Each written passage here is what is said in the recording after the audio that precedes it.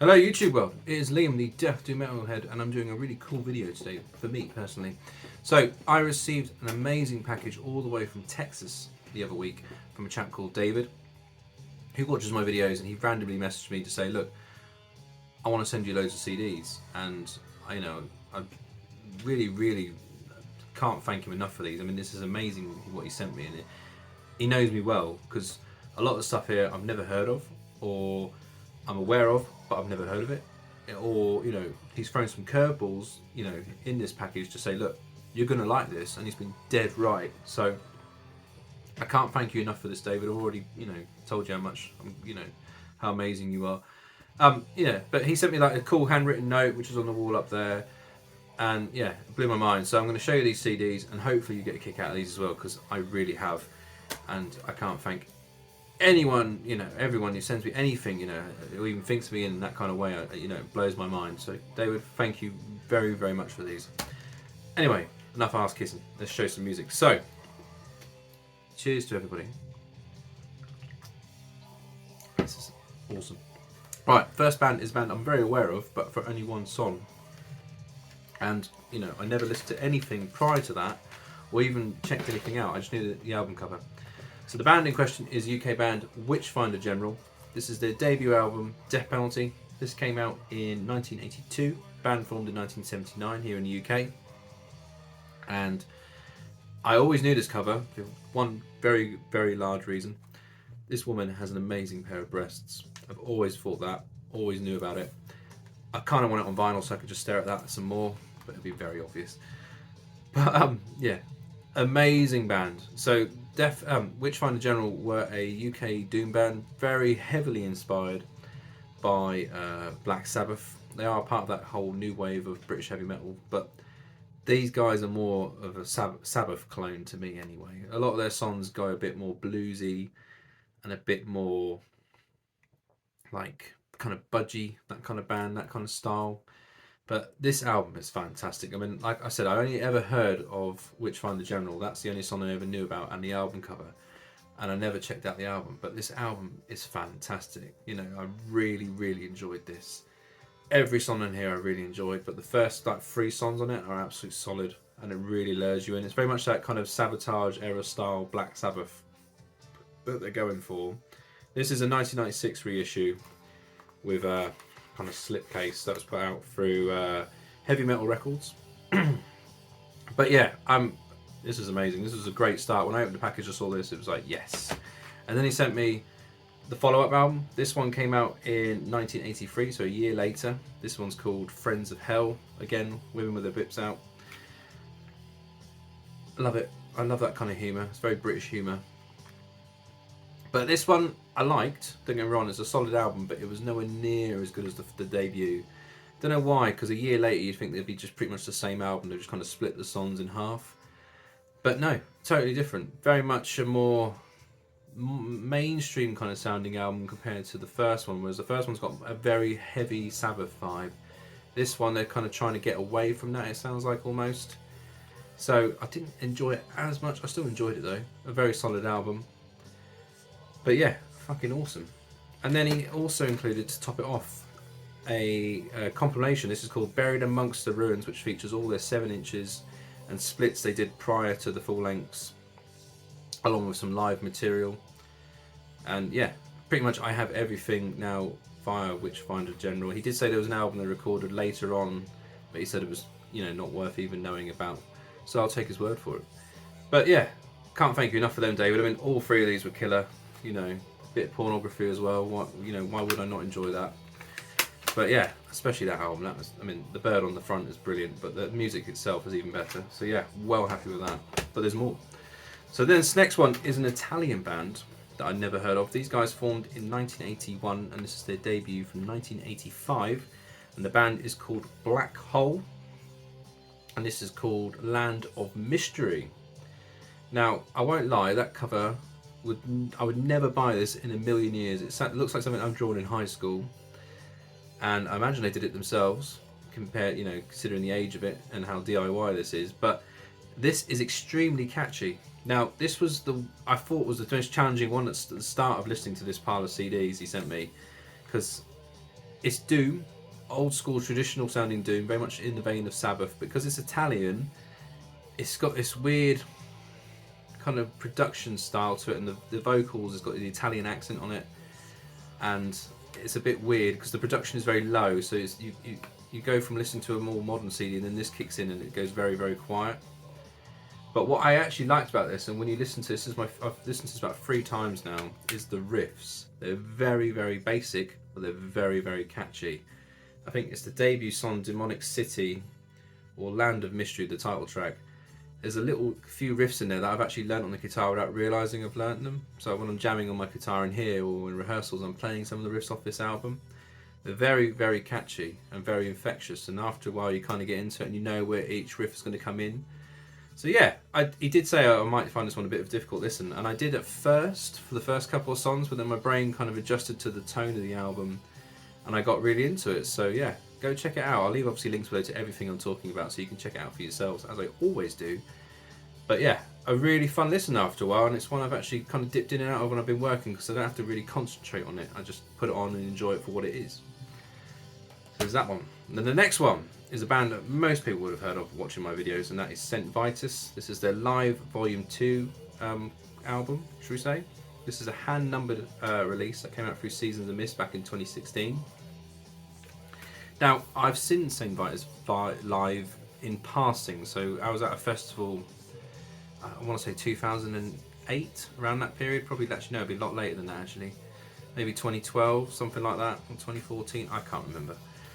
I'm just guessing now, but I've definitely seen these in passing live at a festival in the UK, and they were good. Very much a Sabbath, stoner, doom kind of band. And listening to this, I reminded myself what they sounded like. It's very fuzzy, very riffy. Wino on vocals, who was in I can't remember the name of the band now, who's in as well, but The Obsessed. I quite like one of their albums.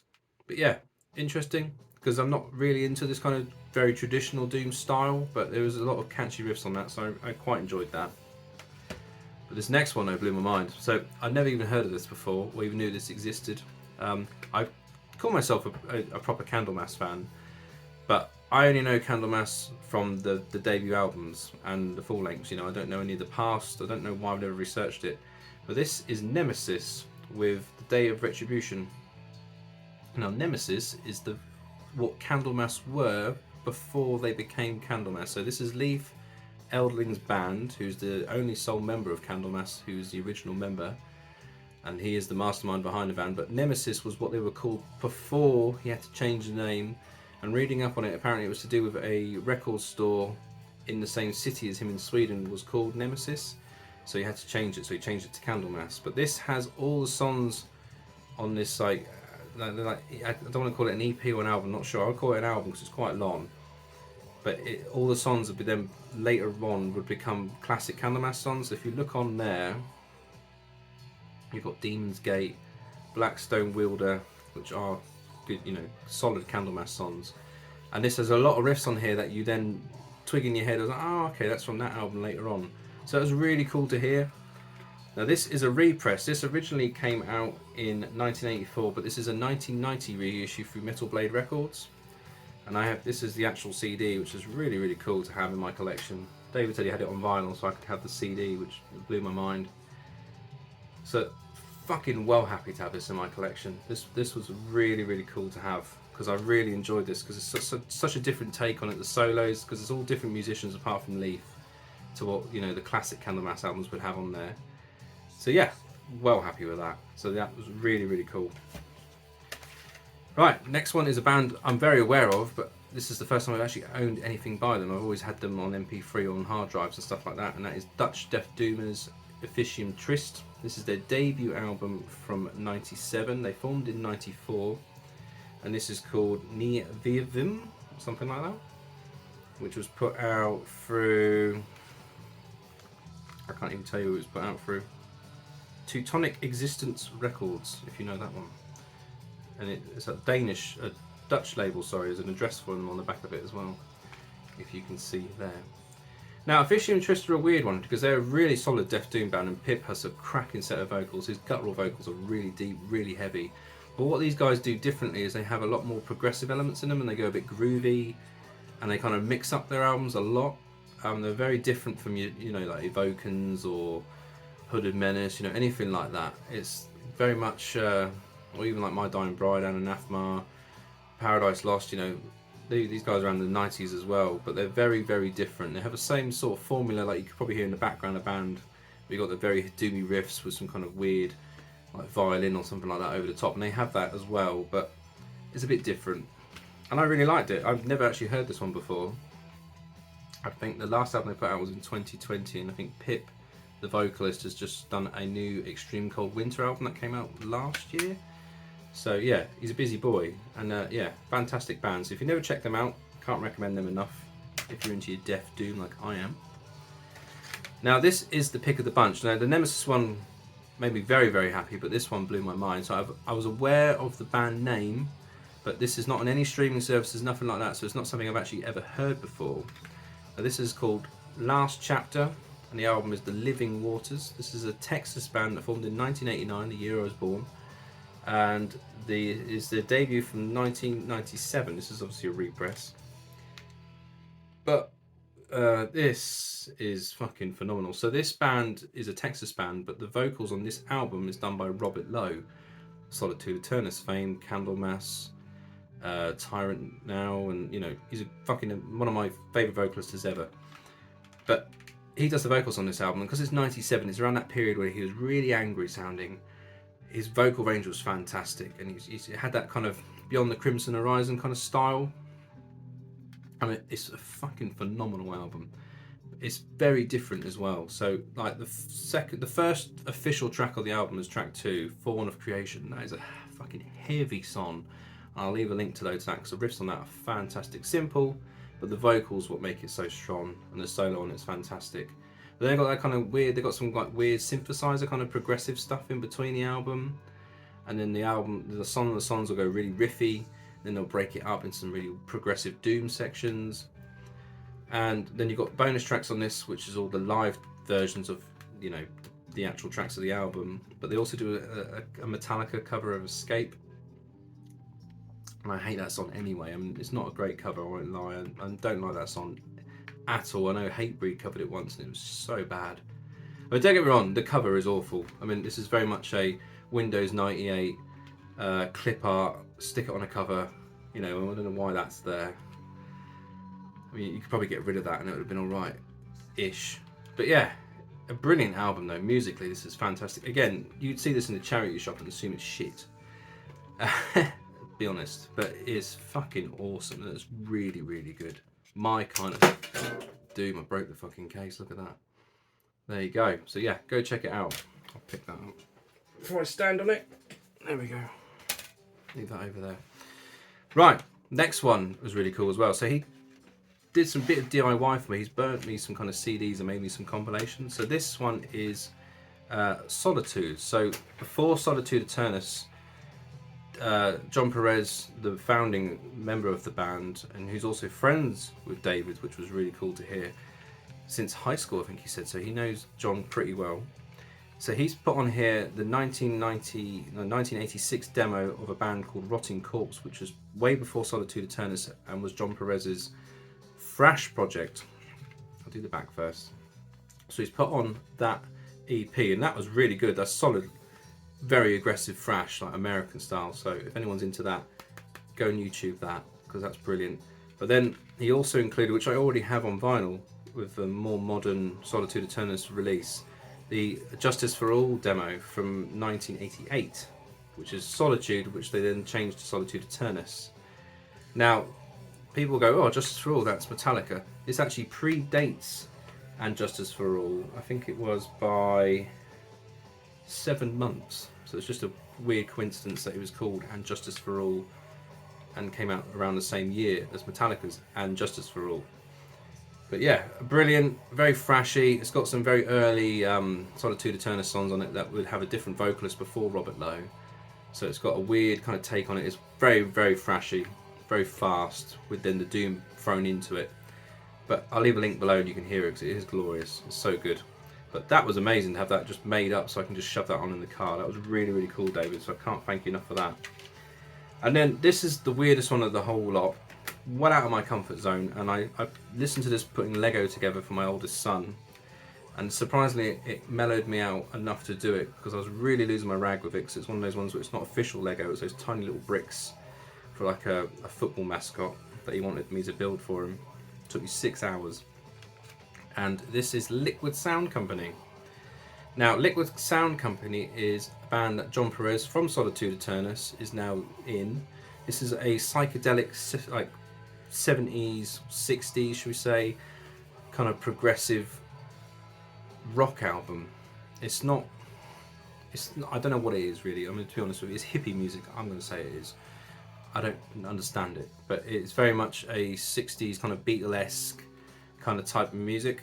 I think that's John there.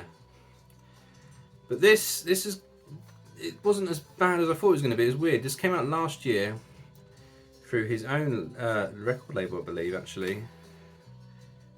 And it's called Psychoactive Songs for the Soul, but Soul spelled differently. And yeah, it's like a live recording of them recording these songs, and it's very trippy and very, yeah, musicianship wise, it's fantastic. It's like not an easy thing to play. And the songs like I Feel You, I'm Getting Older, Blacklight Corridor, Who Put All Those Things in Your Hair, you know, weird song titles, but you have to be high, man, to get into it, I guess. But yeah, it was fun. I mean, I won't deny it. I didn't expect myself to enjoy it at all, but I'm really a big fanboy of Solitude Eternus, so having something from John Perez, I did know about this project, so yeah, really cool to have that. Now, to round it off, he burnt me some bands to check out. Like, he gave me some CDs and said, check out these bands. So he burnt me a band from Brazil, and this is their 1996 debut. This is Mythological Coal Towers, and the album's called Sphere of Nebaddon. Now, like I say, Brazilian band that formed in '94, and this is the '96 debut. And I was aware of this band for maybe 2 albums after this one.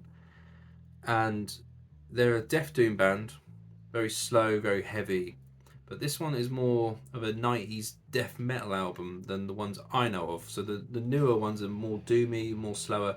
This is more that kind of beautiful era of 90s death metal where it's melodic, and it sounds like early My Dying Bride, the very early stuff, and early Paradise Lost. It's got that vibe to it, and I liked it that much I went on Discogs and actually bought a copy of it. So you've made me spend money, David. This is a reissue as well. This one came out in 2002 via Sound Riot. But that is what it actually looks like if you're after it. All the fucking cases are breaking now. But this is one of my ones, so... yeah. A brilliant album, and I've listened to this a lot. This is my kind of death metal from the 90s. It's very melodic, lead driven. Great production on it. It's got that 90s kind of kick drum sound as well. Really fucking awesome. So I really, really like that. It's a great recommendation, David. And the last one, again, he knows me really, really well. He burnt me a copy of Claws. This is Absorbed into the Nevervoid from 2009, and also included a 7-inch and a split with Grave Wax. Now, Claws, I was listening to this and I was like, I know this from somewhere. And this is actually the solo project from 2008 by Lass, who is the mastermind behind Hooded Menace, and this is his death metal project called Claws.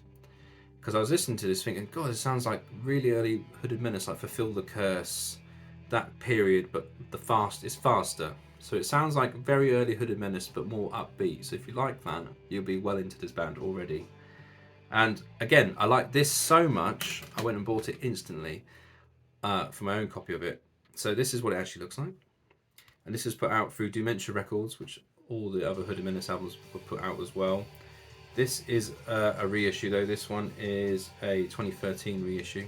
I've written my notes over there if you wonder why I keep looking. It's fantastic. You know, if you like early Hooded Menace but a bit more upbeat, you need to get this band instantly, because this is the tits. Like that Witchfinder General album cover. The tits. I love this. This has been on my cart loads. But I've used a burnt copy so I don't ruin the CD, so you've done me a favour there, David. So yeah, fucking amazing. So again, all those new albums have been, you know, spun dozens of times before I've done this video because I wanted to make sure I actually knew what I was talking about. I'm not just showing you, you know, some CDs.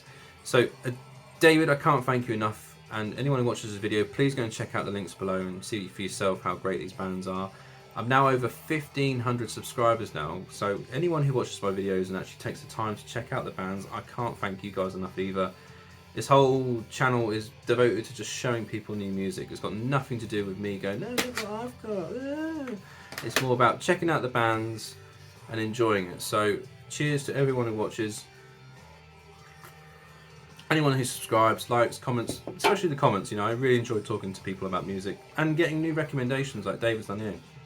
And I'm so lucky because the next video I'm going to do is another package I've been sent from a record label this time, and it's fucking amazing as well. So check out that one when it does come out. Until then, I'll speak to you guys in the comment section below.